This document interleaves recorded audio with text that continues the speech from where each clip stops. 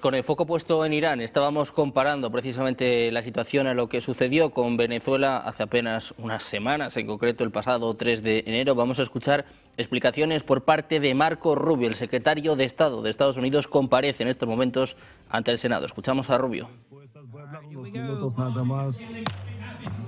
Suspend. You know the drill. Off to jail. That's a one-year ban from the committee. Anyone who is a persistent violator will be banned for 3 years. So don't know whether the guy falls in that Por category. favor, no violen las reglas del Congreso porque eso se castiga con la prohibición para 3 años. Secretario Rubio, yo creo que usted tiene una posición más robusta que los testigos anteriores llamados a pronunciarse ante el Congreso. Sí, muchas gracias. Me gustaría discutir con ustedes todos los aspectos que habrá que discutir, pero vamos a empezar por Venezuela en particular.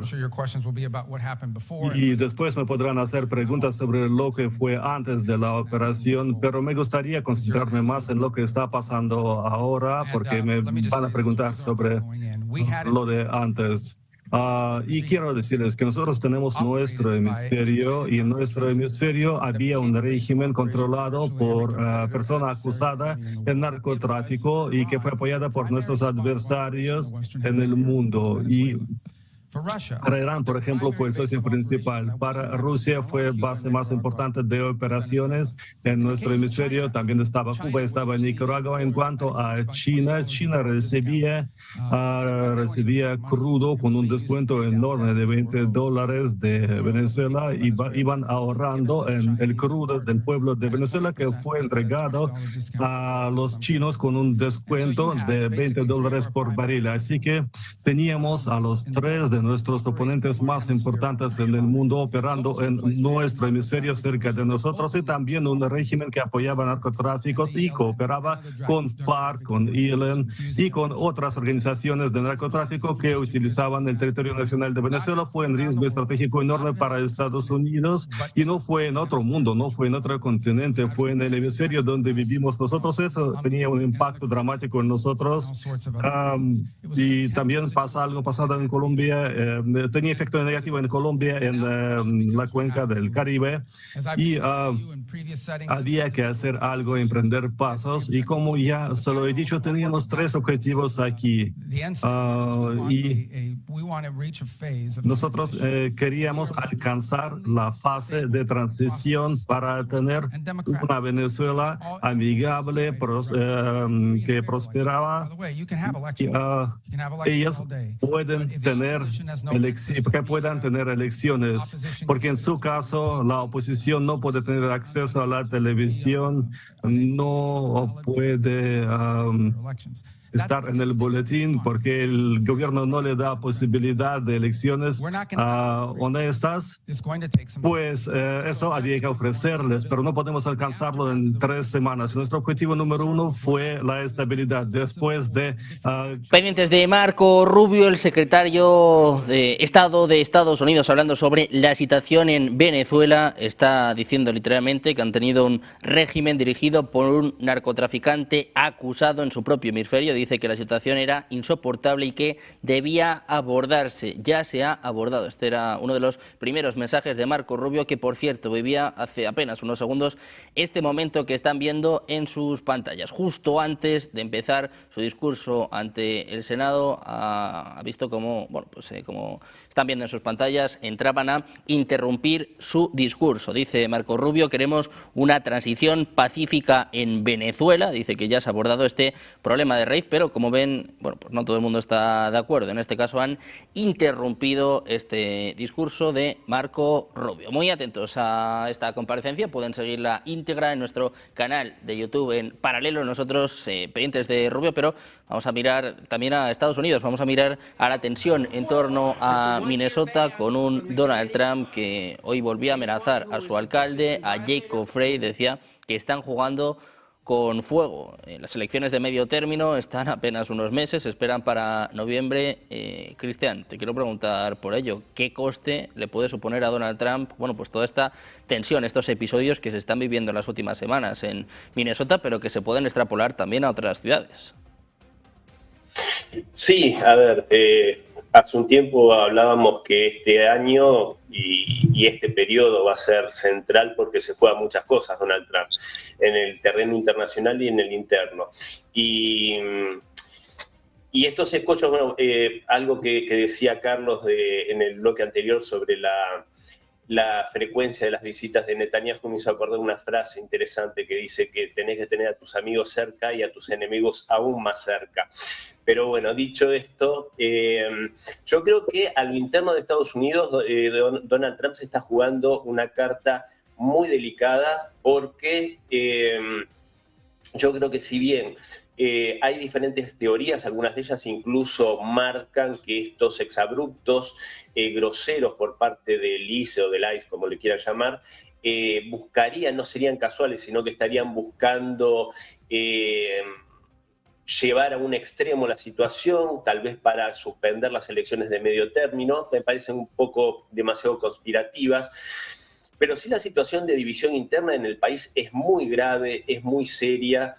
Yo creo que si bien hace mucho tiempo que se percibe que hay una especie de guerra civil larvada dentro de los Estados Unidos, hoy tal vez el caldo de cultivo está llegando a un punto bastante sensible. ¿Por qué? Porque para que haya una guerra civil, obviamente que tienen que haber bandos armados enfrentados específicamente en el ejército, lo que son las Fuerzas Armadas, ¿no? Y esa división se está dando dentro de las Fuerzas Armadas. Recordemos esa reunión que hizo del generalato, el almirantazgo, casi al principio de su mandato, Donald Trump, en el cual yo creo que buscaba afianzar su autoridad.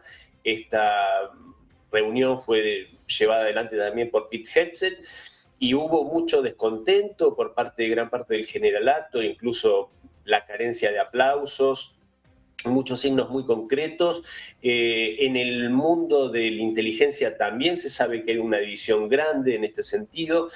Entonces yo creo que ahí está caminando por una línea muy sensible en la cual tiene que tomar medidas muy espectaculares también para lograr un impulso y un impacto en las elecciones de medio término.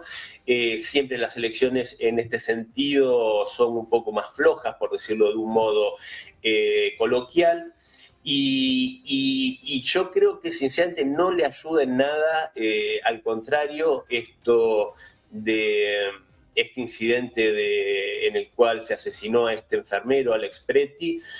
Los que pudimos ver las imágenes, el video es muy escalofriante porque prácticamente lo fusilan de espaldas en el piso. Se dice que llevaba un arma, eso también puede marcar una situación bastante de esto que hablaba, ¿no? Esta situación volátil, porque ir con un arma a una situación así, a pesar de que tuviese portación, lo dijeron las autoridades policiales de Minneapolis, pero me parece que es una decisión desafortunada, que por supuesto no justifica que lo hubiesen fusilado de ese modo, porque no estaba empuñando el arma. Y en esa situación hablan de terrorismo interno. Yo creo que se está tensando la cuerda demasiado. Aparte, si hablamos de terrorismo interno, en ese caso, ¿qué deberíamos decir de las protestas que hubieron en Irán, donde pudimos ver imágenes de gente con el rostro tapado disparando con escopetas a la multitud y a la policía, como hacen habitualmente en estas revoluciones de color? Entonces yo creo que ese es el problema que se está enfrentando, y con esto cierro, que tal vez, porque si bien están estos excesos violentos que no se pueden justificar, también sabemos positivamente que gente como George Soros y otros intereses globalistas están fogoneando y están financiando estas revueltas, estas protestas dentro de Estados Unidos, esta especie de revolución de color. Así que en ese sentido esto puede explicar un poco esta última hora en la cual parecería que Donald Trump quiere bajarle un poco los decibeles a esta cuestión, que creo que se le puede ir de las manos. Se habla mucho de algunas organizaciones como Antifa, que al parecer están, bueno, pues detrás de estas protestas, de estas manifestaciones, que, bueno, una de las conclusiones es que le pueden salir muy caras a Donald Trump. Carlos, te quiero preguntar a ti también por esto. ¿Cómo ves lo que ha pasado en Minnesota y sobre todo este último giro con un Trump que vuelve a amenazar, en este caso, al alcalde, a Jacob Frey? Bueno, primero, un detalle que me quedó pendiente de lo anterior. Si Estados Unidos va a bombardear algo en Irán, lo primero que hay que mirar es Hormuz. Es decir, Estados Unidos no puede permitir que Irán controle Hormuz en un conflicto. Así que la base militar que tiene la Guardia Revolucionaria iraní en Hormuz tendría que ser el primer objetivo a destruir, y el otro la estructura de lanzamiento de drones pequeños, que es la amenaza que ya le hizo Irán a la flota. Yendo al caso que me está preguntando, creo que a Donald Trump esto lo va a perjudicar mucho en materia electoral si sigue por este camino. ¿Por qué? Porque en Estados Unidos, lo que conocemos en Estados Unidos, hay 20% de la población que es republicana, 20% que es demócrata. El resto, si va a votar, decide respecto a temas emocionales importantes: inflación, desempleo. Hay una bronca con el inmigrante ilegal, muy bien sembrada por mucho tiempo por Donald Trump, y fue base en su campaña electoral. Pero una cosa es que se lleven inmigrantes ilegales y otra cosa es que se mate un norteamericano en el piso. Y creo que esto es un tema de lo que uno llama la red line, la línea que vos la cruzás y en lugar de beneficiarte te perjudica, porque la polarización claramente es el estilo de Donald Trump. Pero hay polarizaciones y polarizaciones. En mi opinión, Donald Trump debe estar siendo aconsejado ahora a que baje los decibeles. Es muy difícil conseguir, me consta por mucha gente que conozco al gobierno norteamericano, que Trump se baje de un caballo que está galopando, porque él cree siempre en más y más. Por eso mi opinión respecto a lo de Irán, no porque crea que sea bueno, porque creo que es así el temperamento de Trump, y cuando lo provocan y le dicen no lo va a hacer, y si lo va a hacer te la devuelvo, bueno, eso a él lo incentiva, es la personalidad de este hombre. Ahora, en este tema, si no desencillan, van a tener problemas en las elecciones del 3 de noviembre, porque ustedes recuerden que Estados Unidos tiene diversas zonas de votación. Y esta zona de votación, por ejemplo, si toma Cuba, efectivamente Trump lo va a beneficiar en todo el sur de Estados Unidos, en todo lo que es la sala de representantes, y obviamente en el reemplazo del secretario de Estado, porque el senador por Florida que reemplaza al secretario de Estado se elige también este 3 de noviembre, igual que el de Ohio, que el de Vance es Ohio, no me acuerdo. Creo que sí. Bueno, pero en todo caso se eligen dos senadores más, los del vicepresidente y el secretario de Estado. Entonces, a lo que yo voy es, en el sur hay cosas que benefician, Venezuela, Cuba, pero esta violencia interna yo creo que lo perjudica en el conjunto de la más media.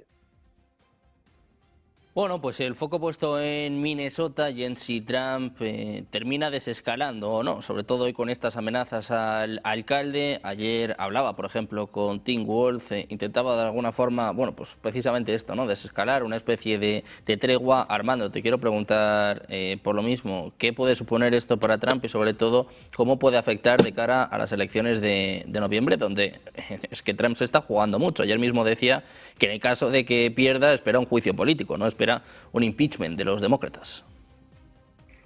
Bueno, sabemos en primera instancia que casi todos los presidentes, tanto demócratas como republicanos, pierden el Congreso en las elecciones medias. Esta ha sido casi una constante continua.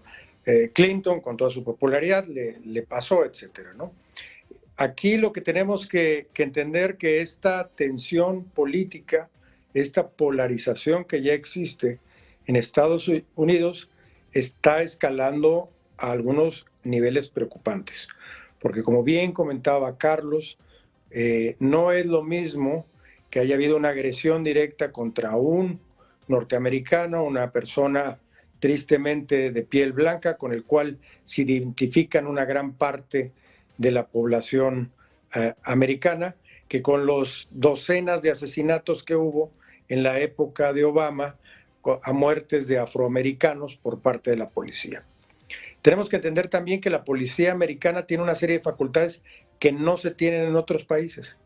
El desafiar la autoridad está altamente penado. El representar un riesgo contra la seguridad de la autoridad les autoriza y les permite, y casi siempre lo ganan, en el uso de la fuerza, aunque ésta sea excesiva. Este tipo de acciones como disparar varias veces. Desafortunadamente, esta persona, que no creo que su intención fuera de agredir ni de generar conflicto, sí iba armada. Y eso le dio, yo que estudié el LLM en Estados Unidos, pues toda la justificación para la autoridad, para el uso de la fuerza.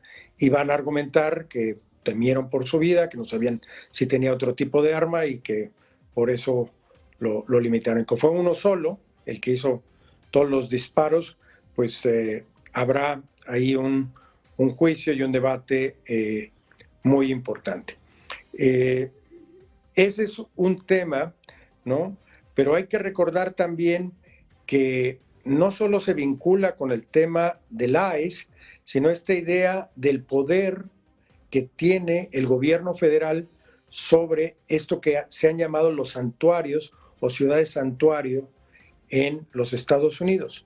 Y el problema con Tim Ward es que ha sido en su retórica también, digamos, de mucha confrontación, ¿no? Mandó a volar, por no decir con otras palabras mucho más fuertes, al presidente de los Estados Unidos en televisión nacional.